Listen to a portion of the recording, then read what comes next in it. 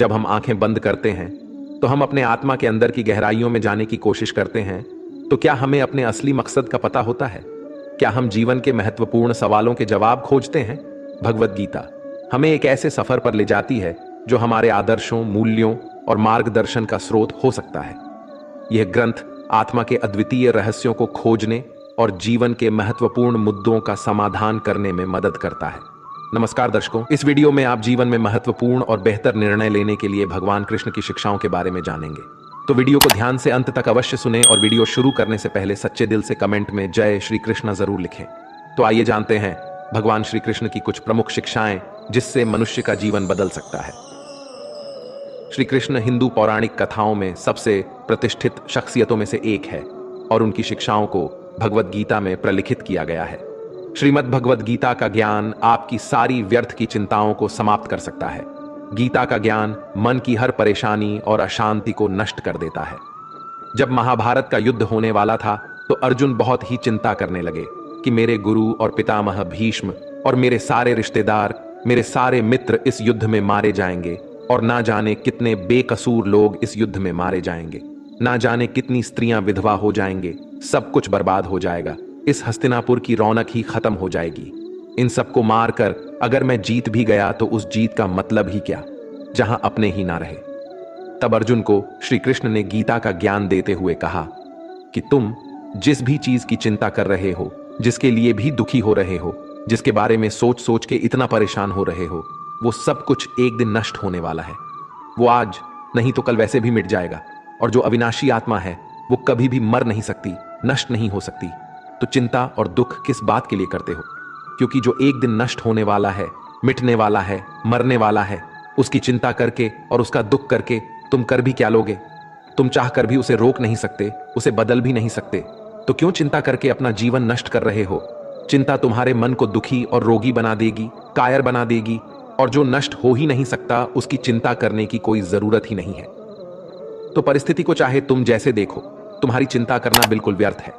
वास्तव में आप भी उन्हीं बातों के बारे में चिंता करते रहते हैं, सोचते रहते हैं, जिसे आप बदल नहीं सकते, जिसे आप चाहकर भी अपने नियंत्रण में नहीं कर सकते। याद रखना, जो व्यक्ति चीजों को जितना नियंत्रण करने की कोशिश करेगा, जितना प्रयास करेगा कि जिंदगी मेरे हिसाब से चले, जो मैं चाहता हूं मुझे बस वो ही मिले, और जो चीज मैं नहीं चाहता हूं वो चीज मेरी जिंदगी में कभी ना आए, ऐसे ही व्यक्ति को सबसे ज्यादा चिंता और तनाव का सामना करना पड़ेगा। क्योंकि ये जिंदगी एक बहते पानी की तरह है और उसी पानी में दो तीन के बह रहे हैं, जिसमें से एक तीन का पानी की लहरों के साथ आनंद लेता हुआ बह रहा है।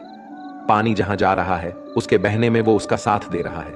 जहां जहां पानी जाएगा वहां वहां मैं भी इसके साथ आनंद लेता हुआ बहता रहूंगा। वो तिनका पानी के साथ बह रहा है, वो तिनका पानी के साथ नाचता हुआ जा रहा है, खुश होता हुआ जा रहा है। और एक दूसरा तिनका है जो उस पानी के बहाव के साथ लड़ रहा है। जहां ये पानी जा रहा है मैं उसका बहाव बदल दूंगा, इसके पानी को मैं वहां ले जाऊंगा जहां ले जाना चाहता हूं, क्योंकि मैंने अपनी मंजिल कहीं और सोच रखी है। अब वो पानी के बहाव के साथ लड़ रहा है, किनारों से पत्थरों से टकरा रहा है, पर पानी के बहाव को वो बदल नहीं पा रहा है, बल्कि जितना कोशिश करता है पानी से लड़ने की, उतना ही दुखी और उतना ही परेशान हो रहा है। ये जिंदगी भी ऐसे ही बहते पानी की तरह आगे बढ़ती जाएगी, लेकिन अब हमें तय करना है कि हम किस तिनके की तरह बनना चाहते हैं।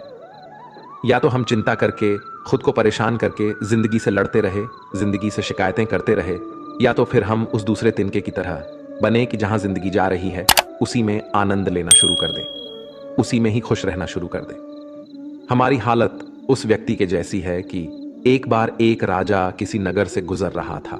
उस राजा ने मार्ग में देखा कि एक गरीब बूढ़ा व्यक्ति अपने सर पर लकड़ियों का गट्ठर बात कर ले जा रहा था। राजा को उस व्यक्ति पर बहुत दया आई। राजा ने उस व्यक्ति से कहा कि तुम इतनी गर्मी में इतना बड़ा लकड़ियों का गट्ठर सर पर लेकर जा रहे हो, पसीने से लथपथ पड़े हो। फिर राजा कहता है कि आओ मेरे रथ पर बैठ जाओ और तुम्हें जहां जाना है मैं तुम्हें छोड़ दूंगा। तो वो व्यक्ति कहने लगा, महाराज मैं बहुत गरीब आदमी हूं, मैं आपके रथ पर कैसे बैठ सकता हूं, मैं तो आपके आगे बहुत छोटा हूं। राजा ने कहा कि मैं छोटा, बड़ा, अमीर, गरीब नहीं मानता। मनुष्य को मनुष्य की मदद करनी चाहिए। अगर हमारे पास कोई ज्यादा है और अगर किसी को जरूरत है तो उसे वो चीज जरूर देनी चाहिए। तुम भी एक मनुष्य हो और मैं भी एक मनुष्य हूं, और अगर एक मनुष्य दूसरे मनुष्य की पीड़ा को नहीं समझेगा तो वो मनुष्य नहीं है। वो एक पशु के समान है, इसीलिए तुम मेरे रथ में आ जाओ, मैं तुम्हें तुम्हारी मंजिल पर छोड़ दूंगा। राजा के ऐसा कहने पर वो व्यक्ति राजा के रथ में बैठ गया। जब वो रथ चलने लगा तब राजा ने देखा कि व्यक्ति के सर से अभी भी पसीना बह रहा है। तब राजा ने गौर किया कि उस व्यक्ति ने अपने सर से वो लकड़ियों का गट्ठर उतारा ही नहीं है। राजा ने बोला, तुम अपने सर पर से ये लकड़ियों का गट्ठर लेकर क्यों बैठे हो? अब तो तुम मेरे रथ में सवार हो, ये लकड़ियों का गट्ठर मेरे रथ पर रख दो और तुम आराम से बैठ जाओ। तब वह व्यक्ति कहने लगा, नहीं नहीं महाराज, आपने मुझे अपने रथ पर बैठाया, मेरे लिए यह बहुत बड़ी सौभाग्य की बात है। मैं अपने लकड़ियों का वजन आपके रथ पर बिल्कुल नहीं आने दूंगा। तब उस राजा ने यह सुनते ही अपना सिर पकड़ लिया। यही कहानी हम सबकी है। गीता में भगवान कृष्ण कहते हैं कि अपनी हर चिंता, अपना हर दुख तुम मुझ पर छोड़ दो, मैं तुम्हारे हर दुख को दूर कर सकता हूं, मैं तुम्हारी हर चिंता को दूर कर सकता हूं। लेकिन यहां हर एक मनुष्य अपने सर पर चिंताओं का, लकड़ियों का गट्ठर लेकर घूम रहा है। हालांकि कर कुछ नहीं सकता, ताकत कुछ भी नहीं है, लेकिन इंसान अपना जोर चलाता रहता है। हर इंसान को लगता है कि सब कुछ मैंने संभाल रखा है, मैं अगर कुछ ना करूं तो सब कुछ बर्बाद हो जाएगा, सब कुछ खत्म हो जाएगा। हालांकि इतनी भी शक्ति हमारे अंदर नहीं है कि हम अपनी सांस भी खुद ले सके, और प्रकृति ने ऐसा नियम बना रखा है कि हमारी सांसें अपने आप चलती है। अगर सांस लेने का काम हम पर छोड़ दिया जाए तो हम एक दिन भी जिंदा नहीं रह पाएंगे। इधर एक पल के लिए भी हम सांस लेना भूले और उधर सामने मौत आ जाएगी। और मनुष्य को सोचने की, चिंता करने की ऐसी बीमारी है कि वो सिर्फ आज की चिंता नहीं करता और ना ही सिर्फ अपने कल की चिंता करता है, वो अपने आने वाले 10, 20, 50 साल, अपने बुढ़ापे तक की, अपने मरने के बाद तक की भी चिंता करता है। और एक बात याद रखना कि जो लोग बहुत ज्यादा सोचते हैं, बहुत ज्यादा चिंता करते हैं, उनमें कुछ भी करने की शक्ति ही खत्म हो जाती है, क्योंकि चिंता करने में ही उनकी सारी ऊर्जा नष्ट हो जाती है। यह कलयुग है। इस युग में लोग सोचते ज्यादा है और करते बहुत कम है। कलयुग का मनुष्य स्वभाव से आलसी और सिर्फ व्यर्थ की बातें सोचता रहता है। जिसे करना होता है वो ज्यादा सोचता नहीं है, वो उस कार्य को कर लेता है। पर आप अपने आसपास की दुनिया पर नजर डाल के देखो, आपको अधिकतर लोग न करने वाले ही ज्यादा मिलेंगे। आपको अधिकतर लोग वही मिलेंगे जो या तो व्यर्थ की चिंता करेंगे, या तो सिर्फ आलस करेंगे, या सिर्फ बहाने ही देते रहेंगे कि इस वजह से मैं जिंदगी में आगे नहीं बढ़ पा रहा, कि इस कारण से मेरी जिंदगी अच्छी नहीं हो पा रही है। अगर मनुष्य सोचने के बजाय करना शुरू कर दे तो उसकी जिंदगी में कोई भी दुख, कोई भी समस्या ज्यादा देर तक टिक नहीं सकती है। आपके पास दो रास्ते हैं, या तो अगर आपके जीवन में कोई समस्या है तो उसके समाधान में लग जाओ, उसके सल्यूशन में लग जाओ, और अगर आपको भविष्य में आने वाले किसी समस्या का डर है तो उसकी चिंता तो आप छोड़ ही दो, क्योंकि जीवन वैसे कभी नहीं चलने वाला जैसा आपसे सोचते हो। जीवन की एक अलग ही गति है। आप अगर कभी गौर करोगे तो आपको यह समझ आ जाएगा कि आप जिंदगी में जिन बातों को लेकर चिंता करते हैं उनका कोई मतलब ही नहीं था। आपको लगेगा कि आप व्यर्थ की चिंता करते थे और जिंदगी ने कुछ और ही दिखा दिया। किसी नगर में एक बहुत धनी व्यक्ति रहता था। उसके पास इतना पैसा था जिसका हिसाब ही नहीं था। एक दिन उसने अपने सारे आदमियों को बुलाया जो उसका हिसाब किताब देखते थे, और उनसे कहा कि मेरे पास कितना पैसा है, कितनी संपत्ति है, उन सब का मुझे हिसाब दो कि आखिर मेरी कुल संपत्ति कितनी है। वो सारे हिसाब को देखने वाले उस सेठ की संपत्ति का हिसाब लगाने में लग गए। उन सबको उस संपत्ति का हिसाब लगाने में ही 10 दिन लग गए। 10 दिन के बाद जब हिसाबकर्ताओं ने मिलकर कहा कि आपके पास इतना पैसा है कि आपकी 7 पीढ़ियां बैठकर खा सकते हैं, उन्हें कोई काम करने की जरूरत नहीं है। जब उस व्यक्ति ने यह सुना कि मेरे पास इतना धन है कि मेरी 7 पीढ़ियां बैठकर खा सकती है, उन्हें कोई काम करने की जरूरत नहीं है, तो वो व्यक्ति रोने लगा। फिर सब हिसाबकर्ताओं ने पूछ लिया कि आप रो क्यों रहे हैं, आपके पास तो अपार संपत्ति है।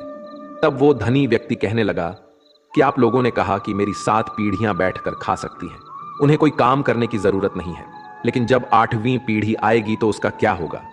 उन्हीं के बारे में मैं सोच सोच कर दुखी हो रहा हूं। यही आजकल के हर मनुष्य की समस्या है। आज सब ठीक है, लेकिन कल कुछ गलत ना हो जाए, उसकी चिंता में परेशान होते जा रहे हैं। किसी नगर में एक राजा रहता था। उसका राज्य बहुत बड़ा था और उसके राज्य के आसपास के जो भी राजा थे उनके साथ भी उसके बहुत अच्छे संबंध थे। लेकिन वो राजा चिंता करता रहता था कि अगर कल को ये सारे राजा मेरे शत्रु बन जाए, मुझ पर हमला कर दे, तो मेरा क्या होगा? मैं आगे कैसे जी पाऊंगा? मेरी जिंदगी आगे कैसे चल पाएगी? वह राजा बेवजह की इन चिंताओं में उलझा रहता था। एक दिन वह अपने गुरुवर के पास गया और गुरुवर को जाके उसने बताया कि मुझे बहुत चिंता होती है कि ये जितने भी राजा मेरे राज्य के आसपास रहते हैं, कल को अगर ये मेरे शत्रु हो गए और मुझ पर इन्होंने हमला कर दिया तो मैं कहां जाऊंगा?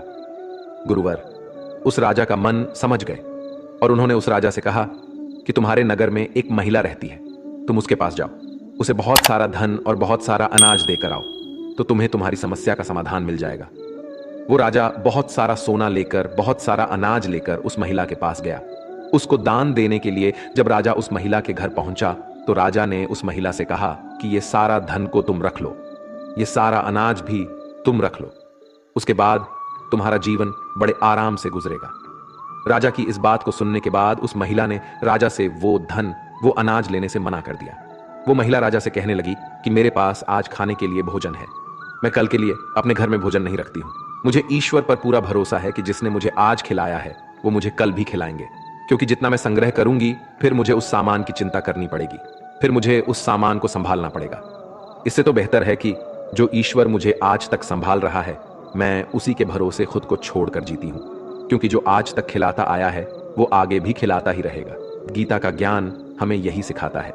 गीता में श्री कृष्ण अर्जुन को यही बात बार बार कह रहे हैं कि हे अर्जुन, अपनी सारी चिंताएं, अपने मन के सारे विचार तुम मुझ पर सौंप दो, अपने मन को हल्का कर दो, क्योंकि चिंता करके तुम सिर्फ दुख प्राप्त कर रहे हो। कभी देखा है किसी ने कि चिंता करके किसी इंसान को खुशी मिली हो, या चिंता करके किसी इंसान को अपनी समस्या का समाधान मिला हो? अगर गहराई से देखा जाए तो चिंता एक मानसिक बीमारी है। चिंता वही इंसान करता है जो कर्म में नहीं लगता, जो कर्म में ना लगकर विचारों में लग जाता है। जो व्यक्ति कर्म में लगा रहेगा उसे चिंता करने का समय ही नहीं मिलेगा, और जो व्यक्ति कर्म का त्याग कर देगा वो अपने खाली समय में चिंता ही करता रहेगा। तो अपने आप को कर्म में लगाओ। जैसे ही श्री कृष्ण ने अर्जुन को उसका कर्म याद दिलाया कि तुम्हें अपना कर्म करना है, ये सब सोचना विचार करना तुम्हारा धर्म नहीं है। तुम क्षत्रिय हो और तुम्हारा कर्म क्या है? अधर्मियों का नाश करना, जो अन्याय करते हैं, जो अत्याचार करते हैं, उनको नष्ट करना, ना कि फालतू की बातों को सोचना। वो तुम्हारा काम नहीं है।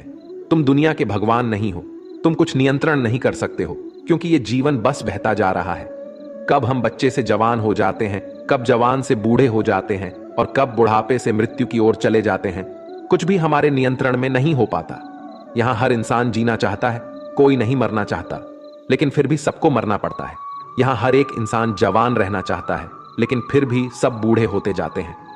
इस छोटी सी चीज को हम समझ ले कि ये जिंदगी बस बहती जा रही है और हम इसे नियंत्रण नहीं कर सकते।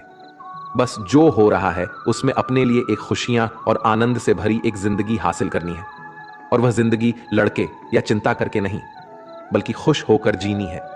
तुम बिना किसी कारण की चिंता करते हो और बेवजह ही घबराते हो।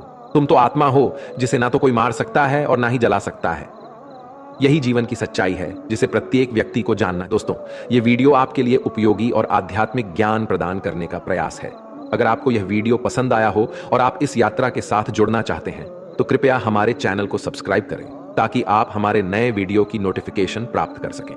आपके अपने राय और सुझावों का हमें निरंतर स्वागत है, इसलिए कृपया वीडियो के नीचे कमेंट करें और हमें बताएं कि आपको क्या और कैसे पसंद आया। आखिर में इस वीडियो को लाइक करें और इसे अपने दोस्तों और परिवार के साथ शेयर करने में मदद करें। धन्यवाद। जय श्री कृष्ण।